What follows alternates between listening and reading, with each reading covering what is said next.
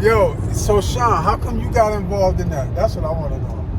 Because my job is to protect that guy. Protect him from what? From anything foreign and domestic. So how was I a domestic threat at that Foreign point? and domestic. That's what I signed. That's what I signed on for. But I protect against any threat, foreign or domestic. But how was I a threat at the moment? And that's what I want to know. Again, what I would swore my oath to was protect and defend from any threat, foreign or domestic. I get that. Trust me, I get that. Okay. But you're not answering my question, though. Oh, well, I think I am. No, you're not. I think I am. No, I think what you're doing is inferring on what a threat actually is. And what I'm telling you is that my oath was to protect against any threat, foreign or domestic. Okay. Whether you quantify yourself as a threat in that moment or not does not actually equate into my scenario. I oath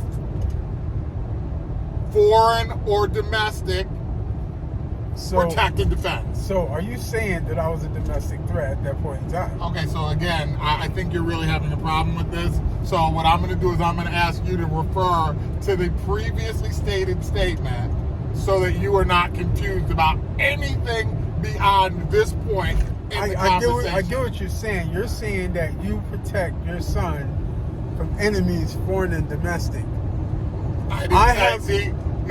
You just threw a word in it. At no point did I say enemies. What I said was threats, foreign or domestic. Okay, threats. So okay. At that point, could there be a friendly threat? Yes. But yes, if it's a threat, then how is it friendly? Oh, goodness.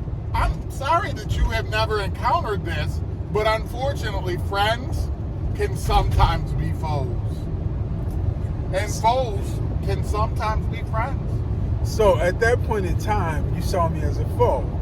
No, I saw you as a threat. Okay, so let me ask you this. Yes. What was the threat? Okay. So let's go back to the beginning of this conversation, because I think what's happening here is we keep getting caught up in semantics.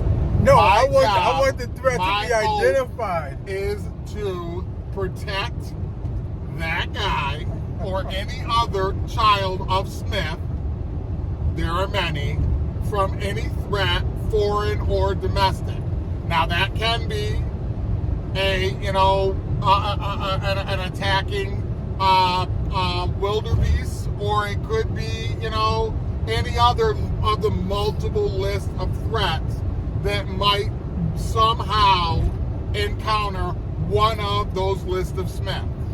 So you're not categorizing the threat level. You just, if there's a threat, you intervene. Yes. Not what the level is irrelevant to me. Okay, so let me ask you this. Yes. How is singing a threat? Okay, so again, because I still think you're caught on the semantics here, so I'm gonna go through this one time for you. A threat is anything that an individual perceives as a threatening.